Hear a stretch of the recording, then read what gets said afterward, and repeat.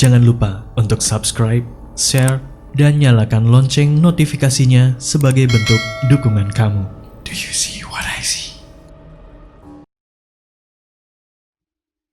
Halo, di cerita kali ini gue bakalan menceritakan kejadian horor yang gue dan teman-teman gue alami sendiri.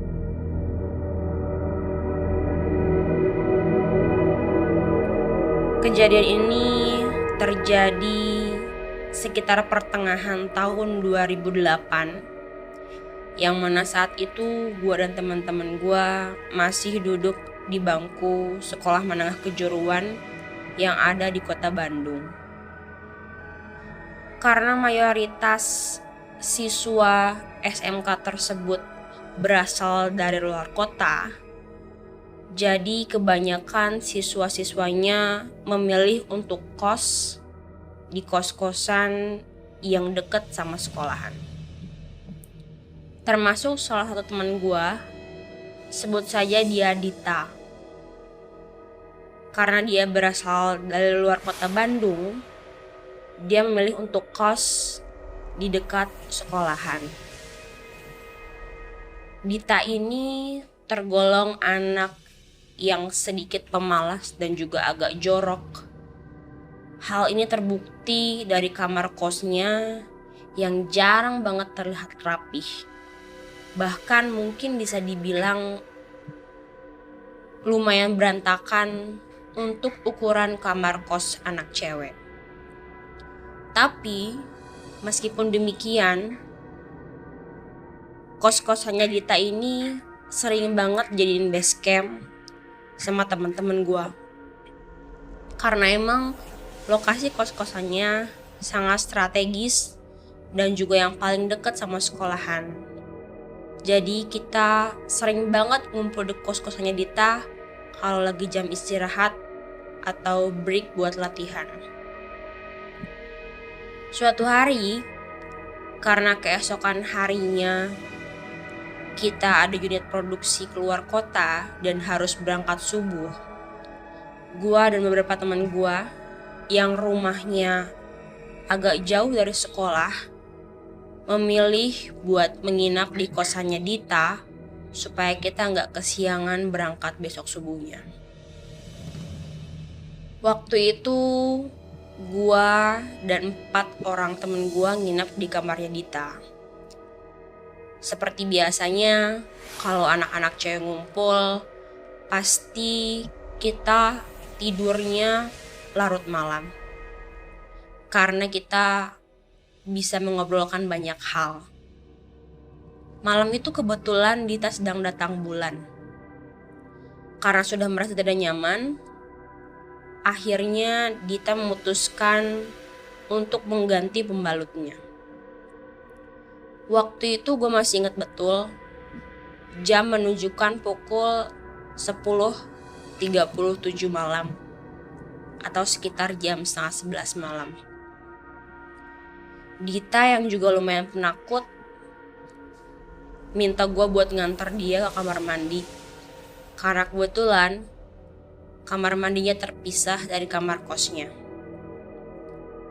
Akhirnya meskipun enggan, gue bangkit berdiri buat nemenin Dita ke kamar mandi. Setelah itu Dita mulai masuk ke kamar mandi dan gue nunggu di depan kamar mandi. Gue dengar suara cibakan air dari dalam kamar mandi. Dan gak sampai 5 menit Dita udah keluar dari kamar mandi.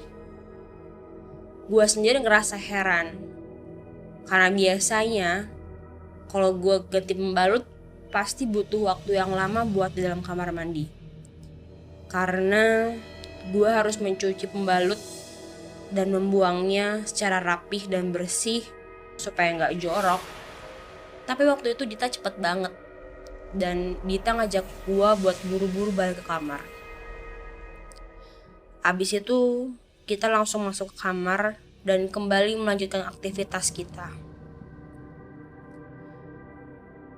Gak lama kemudian, Dita mengambil kresek hitam yang ada di bawah kolong meja dia dan terlihat memasukkan sesuatu ke dalamnya, lalu membuangnya ke jendela yang langsung menghadap ke kebun belakang sekolah.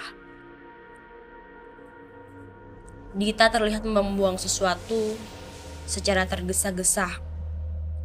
Kemudian dia kembali menutup jendelanya, tapi gordennya masih terbuka.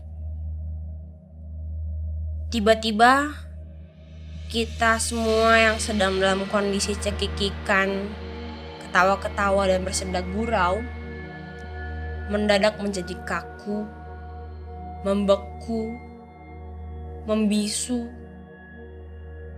Kita tidak bisa berkata apa-apa karena kita baru saja melihat satu kejadian yang tidak pernah kita bayangkan sebelumnya.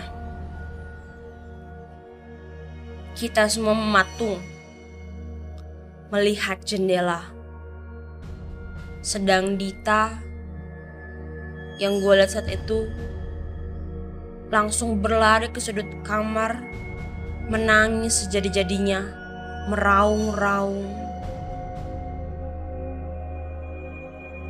merasa ketakutan sekaligus bersalah saat melihat sesosok makhluk yang menyerupai wanita berambut panjang dengan pakaian putih yang lusuh dan juga kotor melayang di atas jendela kamar kosan Dita yang berada di lantai 3 sambil memegangi pembalut yang penuh dengan darah. Sungguh, kejadian itu tidak bisa kita lupakan. Kengerian, rasa kaget yang bercampur aduk membuat kita sama-sama mematung dan tidak bisa mengeluarkan sepatah kata pun. Belakangan, gue baru sadar kalau apa yang dibuang oleh Dita di dalam kresek hitam keluar jendela kamarnya adalah bekas pembalut yang baru saja ia gunakan.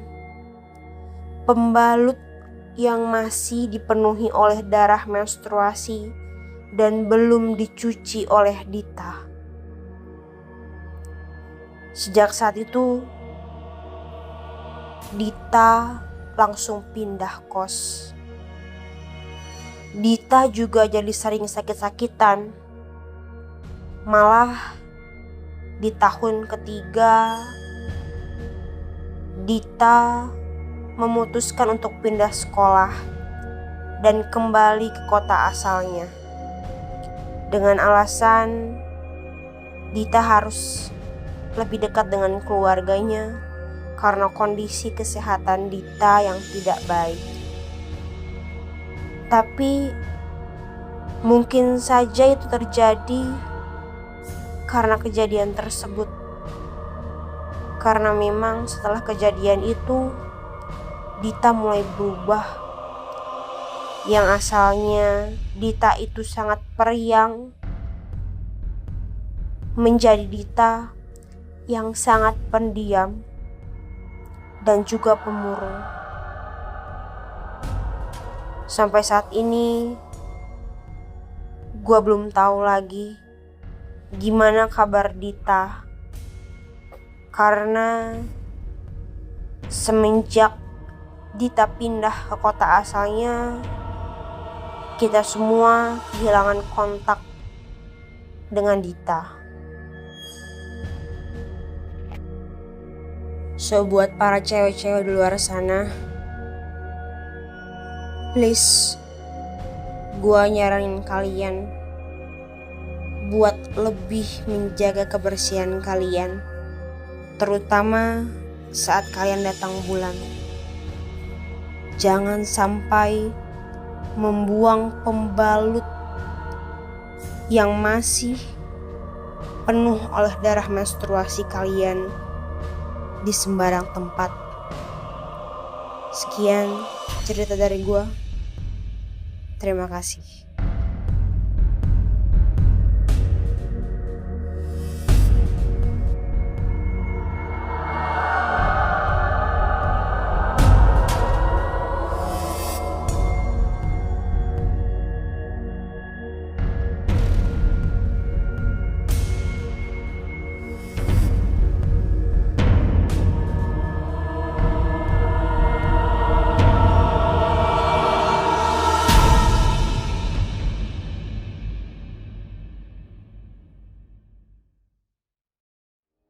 Kamu juga punya pengalaman horor?